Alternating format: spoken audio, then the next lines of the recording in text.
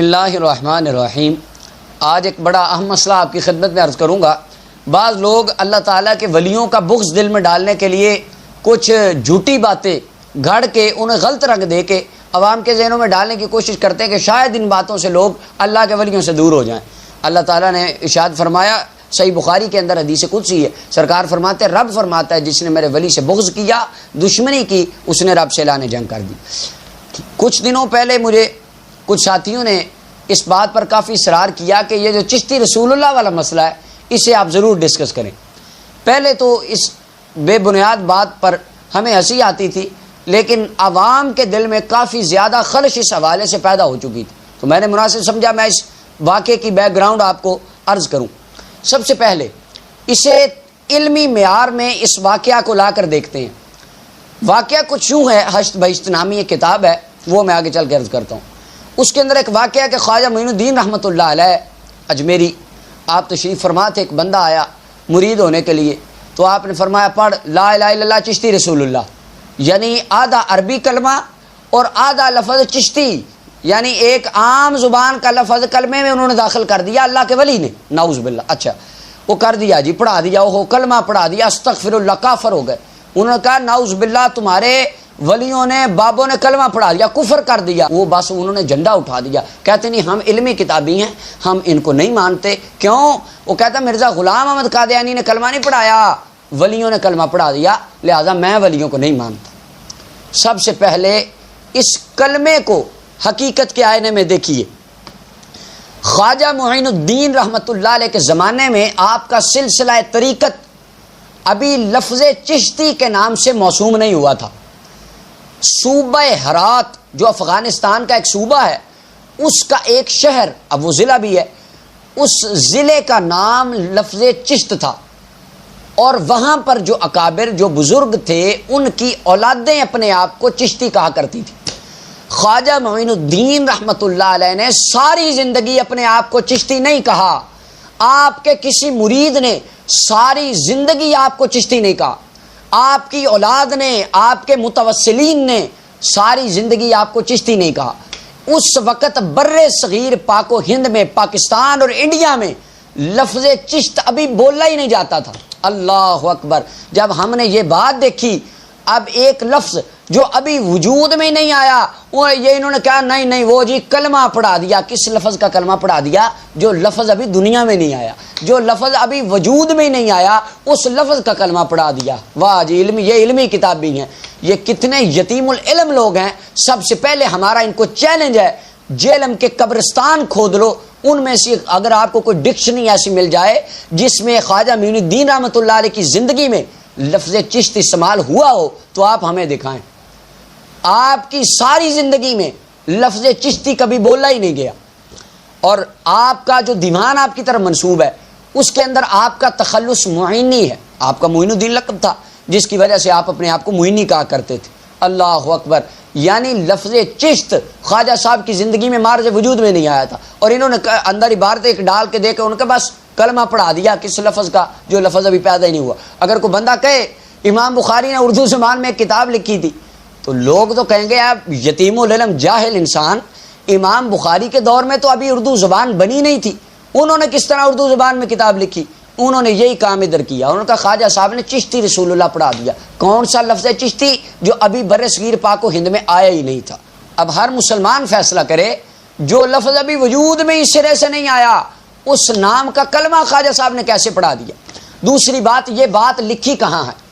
حشت بہشت بزرگوں کی اقوال پر ایک کتاب ہے، اس کے اندر ایک کتاب ہے دلیل العارفین، اور میں دعوے سے کہتا ہوں یہ جتنے چشتی رسول اللہ کا جھنڈا جن یتیم العلموں نے اٹھایا ہے، ساری زندگی انہوں نے دلیل العارفین اصل کتاب کی شکل نہیں دیکھی، لیکن نعرہ لگا دیا اوئے ہوئے استغفر اللہ، چشتی رسول اللہ پڑھا دیا، کافر بن گئے، ماننے والے شرک کر گئے۔ بس جنہوں نے کتاب کی شکل نہیں دیکھی وہ آ کے ہمیں کہتے ہیں جی کلمہ پڑھا دیا، بس وہ کفر ہو گیا۔ دلیل العارفین کس زبان میں لکھی گئی تھی؟ ان سے یہ پوچھیں عربی میں تھی یا فارسی میں تھی؟ لکھنے والے کا نام کیا تھا؟ اصل کتاب ان میں سے کتنے بندوں نے دیکھی ہے؟ ان میں سے کوئی 10 بندے، بلکہ 10 کو 2 بندے بھی نہیں ہونے جنہوں نے یہ کتاب اصلی حالت میں دیکھی ہو۔ کیا ان سے پوچھیں آپ نے اصلی کتاب میں یہ بات پڑھی ہے کہ خواجہ صاحب نے چشتی رسول اللہ پڑھایا؟ اچھا، اس کے بعد اس کا اردو ترجمہ سب سے پہلے کس نے کیا، کب کیا، کہاں سے شائع ہوا؟ یہ باتیں تصوف کی کتابوں میں بعض لوگوں نے شامل کر دی. پھر کہیں گے کہ جب آپ کی کتاب میں ایک لکھی ہے، آپ کتاب کو آگ کیوں نہیں لگاتے؟ کتاب کو آگ لگا دیں. میں نے کہا جی بالکل لگاتے ہیں آگ. یہ میرے ہاتھ میں تفسیر ابن کثیر ہے، اور اس کے علاوہ یہ بات جو میں عرض کرنے لگا ہوں حدیث کی کتابوں میں بھی لکھی ہے اور قرآن مجید کی متعدد تفسیروں میں لکھی ہے. حضرت عبداللہ ابن مسعود رضی اللہ تعالیٰ عنہ قل اعوذ برب الفلق قل اعوذ برب الناس، ان دو صورتوں کو قرآن کا حصہ ہی نہیں مانتے تھے. یہ بات اس میں لکھی ہے. قرآن کا ایک لفظ کا انکار کرنے والا دار اسلام سے خارج. آپ بندہ اپنی عقل سے سوچے، کیا عبداللہ بن مسعود یہ بات کر سکتے ہیں؟ کہیں جی نہیں استغفر اللہ، وہ تو صحابی تھے، وہ یہ بات تو کر ہی نہیں سکتے. اس کتاب میں لکھی ہے. اب میرا سوال ہے یہ کتاب چھپ کیوں رہی ہے؟ اس کتاب کو آپ کے مولویوں نے، وہ جیلم والے یتیم العلم دوست نے اس کتاب کو آگ کیوں نہیں لگائی؟ جن جن حدیث کی کتابوں میں یہ روایت ہے آج تک یہ روایت نکالی کیوں نہیں گئی؟ اور ان کتابوں کو آگ آپ لگا سکتے ہیں؟ تو کہیں گے نہیں نہیں استغفر اللہ، یہ تو قرآن کی تفسیر ہے، اس میں جو غلط بات اگر کوئی لکھی ہے ہم اس کو رد کر دیں گے، اس کو ہم چھوڑ دیں گے، ہم اس کو نہیں مانیں گے. تو حشت بہشت کی طرف جب یہ اصول لاتے ہیں ہم، تب آپ پر کے علم پر موت واقع کیوں ہو جاتی ہے؟ اگر یہ اصول وہاں پر اپنایا تو تب کیا ہوگا؟ ان کی یتیم العلمی کا سارا ثبوت آ جائے گا کہ یہ تو دھوکہ دے رہے ہیں عوام کو. امام نووی رحمۃ اللہ علیہ اپنی المجموع میں فرماتے ہیں وما نقل عن ابن مسعود رضی اللہ عنہ فی المعوذتین باطل لیس بصحیح عنہ. جناب عبداللہ ابن مسعود سے یہ جو باتیں منقول ہیں نا کہ وہ مانتے ہی نہیں تھے، فرمایا نہیں یہ غلط بات ہے، باطل بات ہے اور صحیح نہیں ہے. حالانکہ ابھی بھی یہ کتابوں میں چھپ رہا ہے، لکھا جا رہا ہے. نکالتے کیوں نہیں؟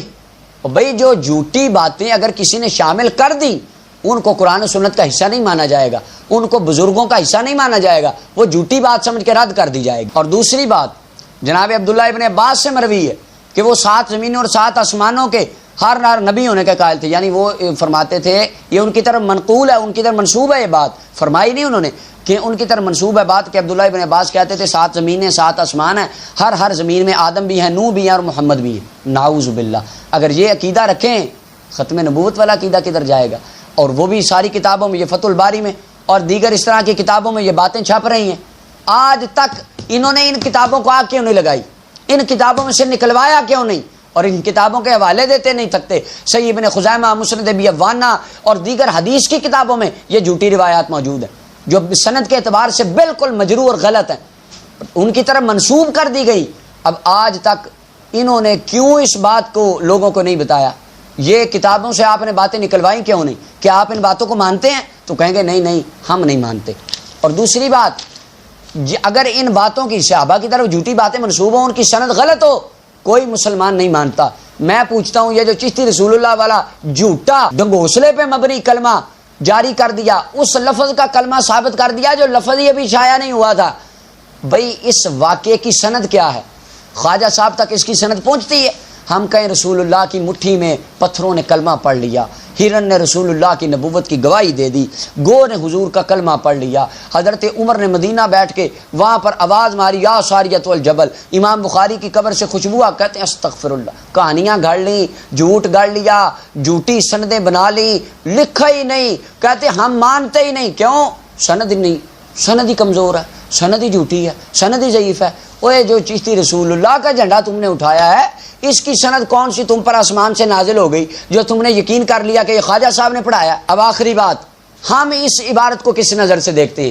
یہ میرے ہاتھ میں فتاوی رضویہ جلد نمبر 15 صفحہ نمبر 255، اس میں امام احمد رضا بریلوی رحمۃ اللہ علیہ فرماتے ہیں کوئی کتاب یا رسالہ کسی بزرگ کے نام سے منسوب ہو، اس سے ثبوت قطعی کو مستلزم نہیں. کیا مانا؟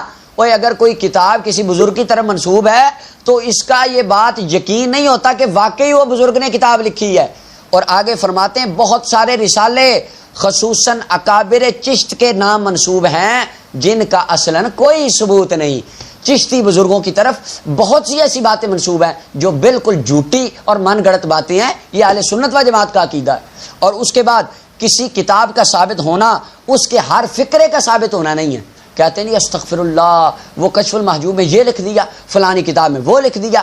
اور تمہیں کس نے بتایا کہ داتا صاحب نے سارے الفاظ اپنے وہی لکھے ہیں یا خواجہ صاحب کے سارے الفاظ انہوں نے لکھے ہیں؟ اس واقعے کی سند بیان کرو۔ پھر کہیں گے جی آپ نکالتے کیوں نہیں؟ ان عبارتوں کو نکال لیں تو ان سے گزارش ہے جو نیا ایڈیشن آیا ہے ہشت بہشت کا، ان میں سے علماء نے زور ڈال کے وہ عبارت نکلوا دی ہے۔ اب بات یہاں ختم نہیں ہوگی، اب آپ سے میں کہوں گا تفسیر ابن کثیر سے، مسند ابی عوانہ سے، اور مسند طیالسی سے، فتح الباری سے، اور دنیا کے جس حدیث کی کتابوں میں نبی پاک کے صحابہ کی طرف جھوٹی باتیں منسوب ہیں، آپ ان کتابوں کو آگ لگائیں گے یا ان کتابوں سے وہ باتیں نکالیں گے؟ آگ تو نہیں لگا سکتا کوئی مسلمان بھی، آپ میں بھی شاید اتنی غیرت ہوگی، یہ یتیم العلموں میں آگ نہیں لگائیں گے، لیکن ان کتابوں سے آپ عبارتیں کب نکلوائیں گے؟ اب جو بندہ کہنا چشتی رسول اللہ، ان کو کہیں عبداللہ بن مسعود کی طرف جو کفر منسوب کیا ہے یہ تم کتابوں سے کب نکلوا رہے ہیں؟ آخر میں میری عرض ہے آج کے بعد آپ کو کوئی کہے چشتی رسول اللہ، سب سے پہلے اس کو کہیں چشتی لفظ خواجہ صاحب کی زندگی میں اگر تو کہیں بھی استعمال ہوا ہے دنیا کے کسی ڈکشنری سے دکھا دے، کسی لغت کی کتاب سے لفظ چشتی دکھا پہلے خواجہ صاحب کی زندگی میں جو تو کہتا ہے انہوں نے کلمہ پڑھایا۔ اور دوسرا، اگر آپ کو کوئی یتیم العلم اس بات پہ دھوکہ دے کہ جی ہشت بہشت میں لکھا ہے، آپ نے کہا نا ہشت بہشت میں نہیں، وہ بات دلیل العارفین میں لکھی ہے، تو دلیل العارفین کتاب ہمیں دکھا۔ تیسری بات اس سے کریں کہ دلیل العارفین کتاب کی خواجہ صاحب تک سند بتا۔ چوتھی بات ان سے یہ کریں کہ کیا یہ بات واقعی خواجہ صاحب نے فرمائی ہے، یہ واقعی اس کتاب میں لکھی ہے، یہ انہوں نے ان کی منقول ہے، یہ اردو کا ترجمہ کرتے وقت کسی مبغض نے ان کی طرف جھوٹی بات منسوب کر کے اردو کتاب میں ڈالی۔ بزرگوں سے ایسی کوئی بات اگر کوئی لکھ بھی دے تو میرے امام فرماتے ہیں وہ بات جھوٹی اور بالکل مردود ہوگی، اس بات کو تسلیم نہیں کیا جائے گا۔ امام غزالی رحمۃ اللہ علیہ فرماتے ہیں لا تجوز نسبت مسلم الی کبیرۃ من غیر تحقیق، اور بغیر تحقیق کے کسی مسلمان کی طرف کبیرہ گناہ کی نسبت کرنا بھی حرام ہے۔ یہ آپ جو کتاب اللہ کے ولی کی طرف کفر منسوب کرتے ہیں، یہ آپ کے پاس کوئی اس کی دلیل، کوئی سند، کوئی ثبوت کسی بندے کے پاس ہے تو وہ پیش کریں۔ اور آخری بات، اگر پھر بھی کوئی کہے چشتی رسول اللہ، اس کو کہیں بھائی تو لکھ کے دے، اپنے نام کا کلمہ پڑھوانے والا بندہ تو کافر ہوتا ہے، کیا تو لکھ کے دے سکتا ہے خواجہ معین الدین اجمیری کافر ہے، یہ زہر کا پیالہ پی لیں گے، قیامت تک کبھی یہ لکھ کے نہیں دیں گے، کیونکہ انہیں پتہ ہے ہم منافقت کر کے عوام کو دھوکہ دے رہے ہیں، اور خود ان کا اپنا ایمان اس بات پر ہے کہ خواجہ صاحب اللہ کے بہت بڑے ولی تھے۔ یہ جھوٹی بات منسوب ان کی طرف کر کے صرف عوام کو دھوکہ دینے کے لیے اپنی دکانداری چلا رہے ہیں۔ اللہ تعالیٰ ہمیں اس طرح کی خرافات سے بچائے اور اپنے اولیاء کاملین ان کے طریقے پر چلنے کی رب تعالیٰ ہمیں توفیق عطا فرمائے۔